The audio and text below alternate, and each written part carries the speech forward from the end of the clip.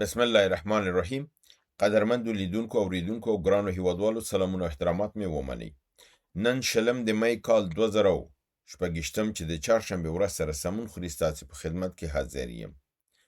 د نن ورځې په موضوعاتو کې نړیوال موضوعات او په ده کې د ایران او د امریکې شخړې او لانجې، د برید خطر او فلحال د اوربند د تمدید مسله، همدارنګې په خیبر پښتونخوا کې او بلوچستان کې بریدونه او د 18 د می مکمل راپور چې څومره بریدونه په خیبر پښتونخوا او بلوچستان کې شوي دي. لومړی خبر زما نن دا دی چې ډونالد ټرمپ د امریکې مشر دا اعلان وکړ چې د عربستان سعودي او د امارات او د همدارنګې د امارات، قطر او د عربستان سعودي په غوښتنه د هغه برید چې په ایران باندې کو هغه وځنډاوه او د اعلان وکړ چې اوس موږ دا برید نه کوو تر هغه پورې چې یو مثبت پروپوزل یا مسوده د ایران د خوا نه راشي. د ډونالد ټرمپ چې کوم شرایط ایښي دي، زه فکر کوم چې دا شرایط حتی د هتلر ته هم نه وي ښودل شوي چې تسلیمي غوښتنه ترې شوې وه. یعنې دا ډېر د غرور او تکبر نه ډک دي، د هغه انسان نه چې خپله ناکام دی. بایللي جنګ کې دی لګیا د دوه خپې په یو موضوع کې کړي دي چې زما خبر دې ومنل شي ایران ناکام. ایران باید وایي چې زه ناکام شوی یم. که ایران دا ونه وایي نو زه جنګ کوم او جنګ ته زور هم نه رسیږي، اصلیه نه لري دونه. دا واوري چې امریکا هغه اصلیه چې لازمه ده هغه نه لري. دا خو دا ګیدړان چې راځي او ټوله ورځ 15 فامیله دي او برموډا ده او دا ټول چټیات وایي. دا خولې ماتې دي، د 15 فامیلو سره دغه ایجنټان ټول په خوله مات شوي دي. دومره دغه دی او دی اوس زه تاسو ویم چې ډونالد ټرمپ څه وایي. دی خپل په ټویټر کې لیکي چې ایران باید کامله توګه باندې تسلیم شي. دا باید ومني چې ایران پوځ نه لري. دا باید ومني چې هوایي قوا نه لري. دا باید ومني چې بحري قوای ختمه شوې ده. عسکر د ټول د تهران نه ووځي، پوځ ټول باید ووځي او داسې یعنې آزاده دښتې خواته دې راشي. سپین بیرغ باید په لاس کې او په چغو چغو دې دا وایي چې موږ تسلیم یو، موږ تسلیم یو. او امریکا لوی طاقت دی، دغه د ګریټ کلمه استعماله کړې، امریکا از ګریټ. نو دا لفظ استعمالوي او دې باید تسلیم شي. او د ایران مشران د ټول باید یو سند امضا کړي چې هغه خپل تسلیمي پکې ومني او ټول باید په دغه توګه باندې تسلیم شي. هغه مملکت چې همدا اوس د دنیا ټول سیستمونه مات کړل، میزایل لري، راکټ لري، دفاع هوایي لري، همدا اوس تنګې هرمز یې نه نیولی نه شي. یو قدم مخکې راځي 10 څوکه دې په داخله وهي. دې ته دا وایي ته تسلیم شي. د ده په ځواب کې محسن رضایي دا ویلي دي چې ټرمپ غوندې کس چې په خپله ثبات او استقرار فکري نه لري، یو دقیقه د برید خبره کوي، یو دقیقه بیا په شا ځي، یو دقیقه برید خبره کوي، بل دقیقه بیا په شا ځي او بهانې کوي چې فلاني راته ویلي دي چې لږ ماتل وکړه او فلاني راته ویلي دي. ویلي چې دی به ایران خو په ژوند کې نه تسلیمیږي. د هغه ملک چې تسلیمیږي هغه به امریکا ده او د ځینه به شرمنده او خجالته به د دې سیمې نه وځي او ځي به. نو د دې لپاره د دې دا ځواب په دې رقم دا کړی دی چې د امریکا چې کوم شرایط ایښي دي او په عین حال کې د ټویټ کې یو بل کار هم کړی دی چې د دې نه ښکاري چې د دې هغه چون د خپل د میډیا سره یو جنګ کې د CNN سره او دغه وال سټریټ ژورنال سره، نیویارک ټایمز سره، دا چینلونو سره د دې شخړه ده. نو ویلي دغه ټول د امریکا دغه میډیا او دا چې دي دا دروغجن دي، دا د ایران دپاره پروپاګند کوي او دا دغه یې کړی دی چې دغه ټول به شرمیږي او ایران به تسلیمیږي او ایران به په دا رقم چې زه وایم په دې رقم به تسلیمیږي. ځکه چې دا هغه چینلونه دي چې دی حقایق وایي. دی ټول امریکا خلکو ته وایي چې ایران ماته نه ده، ماته امریکې خوړلې ده، اسلحه د امریکې ختمه ده، د ایران اسلحه کافي په ځای ده. ډونالډ ټرمپ ته غلط خبر ورکول کېږي او دا د غلط خبرونه ټولو سره شریکوي. دا هغه ټکي دي چې ډونالډ ټرمپ ځوروي چې زه وایم ما فتح حاصله کړې ده، تاسو ولې وایئ چې فتح نه ده شوې؟ زه چې وایم چې ایران مات دی، تاسو ولې وایئ چې ایران مات دی؟ زه چې وایم چې د ایران اسلحه ورڅخه ختم دي، تاسو ولې وایئ چې هغه اسلحه لري؟ د دې بابت نه دی د ټولو سره دښمني کوي. همدارنګې د دې خبرو پر خلاف ایران چې خپل کوم 14 ټکو مسوده بیا دوباره پاکستان په لاس امریکې ته استولې ده، هغې کې یو ځل بیا په هماغه ټکو باندې ټینګار شوی دی. هغه ټکي همدا دي چې د تنګې هرمز به اوله کې امریکایان محاصره به یې ختموي، د ایران کنګال شوي پیسې به آزادوي، د جنگ تاوان به ورکوي، د سیمې نه به ووځي، اوربند به په لبنان او په ټول ځای کې نافذیږي، د اسرائیل قوا به د لبنان نه ووځي، انخلا به کوي، داسې نه چې اوربند به کوي، کوم سیمه چې آب خوشي کوي. او همدارنګې د ایران د غنا یورانیم حق به مني. دا ټول وسایل هماغه چې مخکې یو دی ورته بیا تکرار کړي دي او دا هغه شی دی چې ډونالډ ټرمپ دې ته ځورېږي او ایران خپل په موقف کلک ولاړ دی چې زما دغه دریځ دی، دغه مې موقف دی او دغه مې حق دی، دا درنه غواړم، که نه راکوې جنګېږي، راځه الله دې راوله زه هم در سره جنګېږم چې وګورو څوک چېرته وځي. په همدارنګې بل خبر دا دی چې د امریکا ته ایرانیانو دا دغه کړی دی چې که چېرته پر موږ باندې برید وشو نو موږ نړیوال اقتصاد ته ضربه رسو چې ټولو وضع خرابه شي. یعنی که تاسو په ما باندې برید کېږي او نو ټول ارامه ناست دي او ما ته بهانې نیول کېږي، نو زه به داسې زیربناوې به ووهم چې د نړۍ اقتصاد ته صدمه ورسېږي او ټول په دې مجبور شي د امریکا مقابل کې ودرېږي. دی ویلي دي که زما په د پټرولو په مراکزو برید کېږي، زه به د ټول عربي نړۍ پټرولو د تصفیې ځایونه وهم، د انرژي مراکز به ورته وهم، د اوبو ځایونه به ورته وهم او تر هغه پورې وهم چې د دې حکومتونه نور سقوط وکړي، یعنی حکومتونه ته نور ټینګېدی ونه شي او دا نظامونه بدل شي. ایران وایي چې تر دې حده وهم او دا دی هر څه ورته تماموم. همدارنګې بل خبر دا دی چې په دغه 40 ورځنۍ جګړه کې د امریکې صرف د جهازونو له بابت نه څه باندې 2 میلیارده ډالرو صرف د الوتکې له منځه تللي دي او دا خساره دوی لیدلې ده. بل نړیوال خبر زموږ دا دی چې پیوټین د شي جی پینګ په لیدو لپاره چین ته لاړو. دا ماحول د که تاسو وګورئ د دې د ناسته خبرې ډېر په آرامه ریلاکس او په ډېر یو دوستانه فضا کې سره خبرې دي په مقابل د هغه صحبتونو او مجلسونو چې د شي جی پینګ او د ټرمپ ترمنځ چې ډېر داسې فشار لاندې ټنس او غیر حقیقي، ځکه چې د دواړو زړونو کې یو شی اما په ظاهره بل څه او حقیقي نو، اما دلته ډېر یو دوستانه ماحول او په ټولو مسایلو باندې لکه دوه متحده چې په دغه تصامیم سره نیولې دي.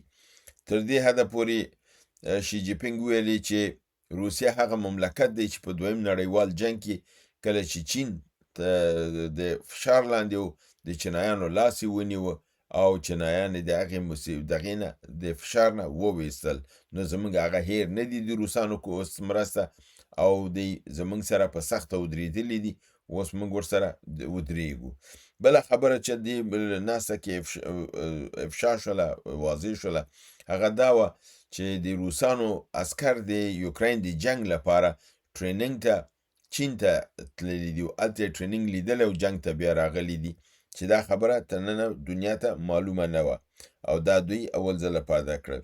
په عین حال کې د ایران په هکله د دوی ویلي چې موقف یو دی، په دې دغه کې به ودرېږي، د یوکراین په مسله کې موقف یو دی او د نړیوال سیاست په هکله نړیوال قانون لپاره او د ساتنې لپاره د ځنګل د قانون نه وتلو لپاره دی ویلي چې یو بل سره به لاس ورکوي او دوی به په شریکه د دغې په مقابل کې ودرېږي.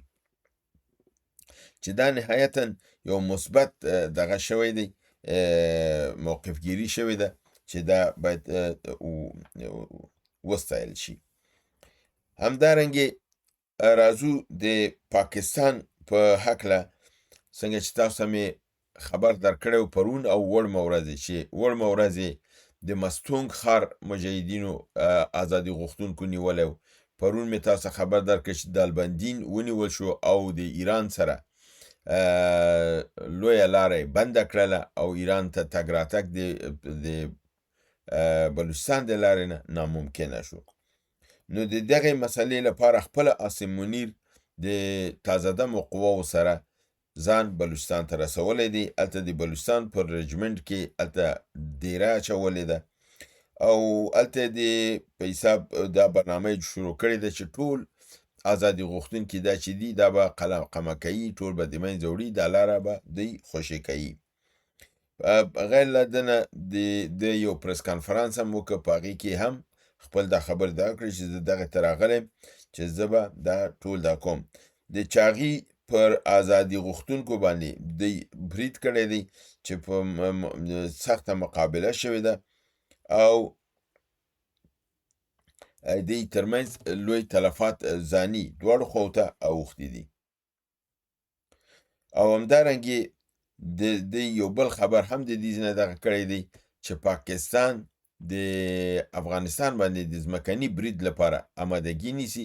دا خبره د پاکستان وزارت دفاع د خواجه آصف د خوا نه دغه شوې ده چې دوی به په راتلونکي وختو کې دوی به پر افغانستان باندې ځمکنی برید کوي او پر افغانستان به ورننوځي. دا د دوی یو نوی دغه دی، تصمیم دی او زه فکر کوم چې دا خوبونه د دوی د تباهۍ لپاره کافی دي. همدارنګې پاکستان دا دغه کړی دی، تهمت یې ویلی دی چې د خوست قمندان امنیه وراره په نامه د موسی خیل پاکستانیانو وژلی دی او وایي چې دی په د کرمې په عملیاتو کې شریک و او د ده سره 6 نور ملګري هم وژل شوي دي. همدارنګې په اسلام آباد کې د یو چاودنه شوې ده چې ډېر مرګونې وه او دا د اسلام آباد کې د یو محکمې سره نږدې په هغه وخت کې چې هلته محکمه دغه وه دا برید شوی دی. 40 تنه وژل شوي دي، 20 تنه نور ټپیان دي او د نورو ټپیانو او د دغې خبر کېدی شي وی زیات شي. کله چې دا کس غوښته چې محکمې ته ننوځي د استشهادي، نو د مخه نیول شوې ده، نو دی مجبور شوی هماغه بیرون ساحه کې ځان په بم الوزولی دی، نو عامو خلکو ته ډېر مرګ ژوبله اوښتې ده. همدارنګې په خیبر پښتونخوا تاجورۍ په لکي مروت سیمه کې د پوځ په کاروان ته کمین نیول شوی دی چې د خلکو کورونو د تخریب لپاره راغلي وو او هلته د 3-4 کور یې وران کړي وو. بیرته چې تلل مجاهدینو په دې باندې برید وکړ، 10 تنه پوځیان یې وژلي دي، 10 تنه یې ترېنه اسیر نیولي دي او 1 دانه ټانک هم ویجاړ کړلی شوی دی. همدارنګې یو موټر بم انفجار یا چاودنه د وزیرستان جنوبي په وانا کې د پوځ پر قرارګاه باندې شوی دی چې مرګ ژوبله یې اړولې ده.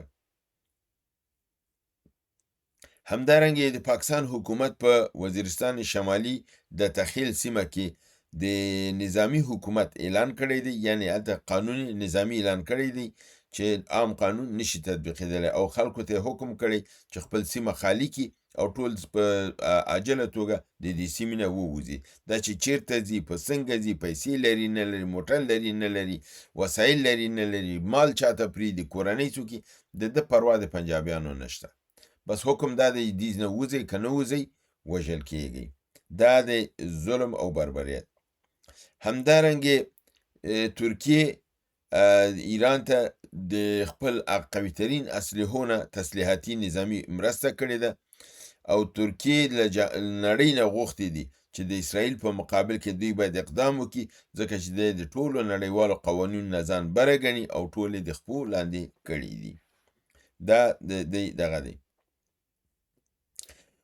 اوس بیرته راځمه د خیبر پښتونخوا کې د 18 د می کم عملیات چې ترسره شوي دي دا ستاسو حضور ته وړاندې کوم.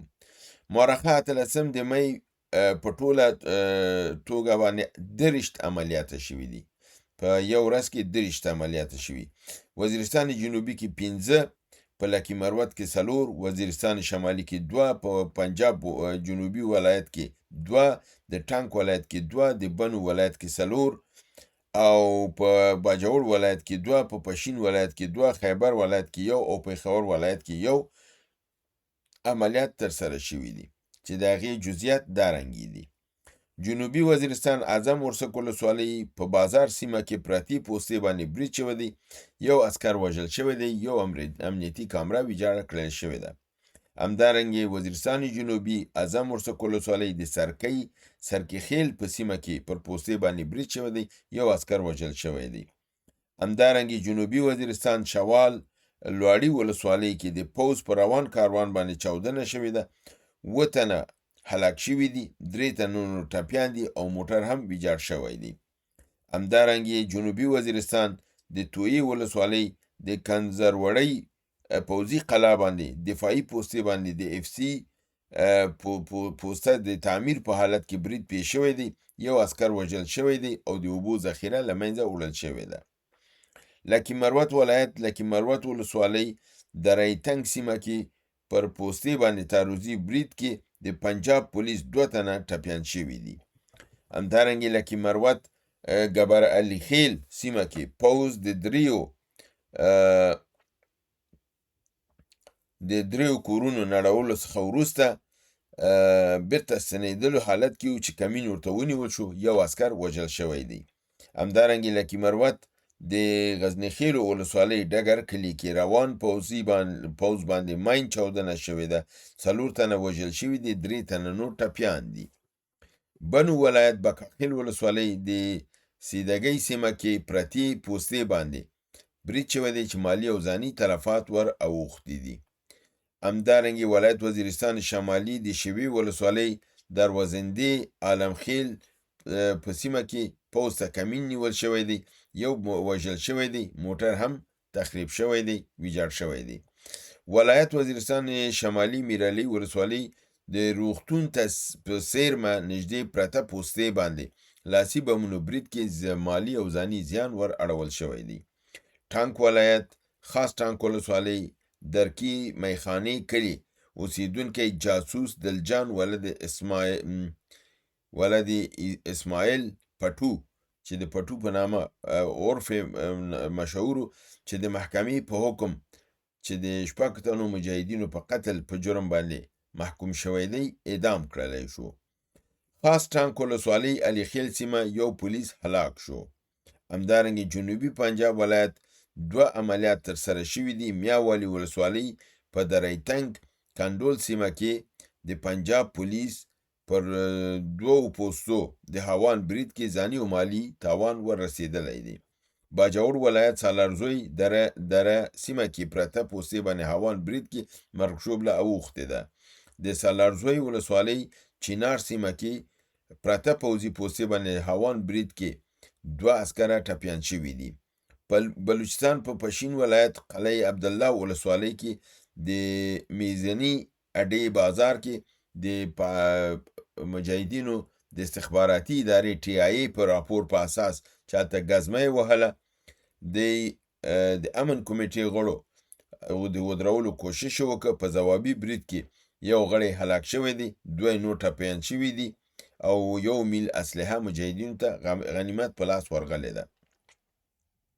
همدارنګې بلوچستان په پښین ولایت قلعه عبدالله ولسوالۍ کې د FC موټر باندې چاودنه کې مرګ ژوبله اړول شوې ده.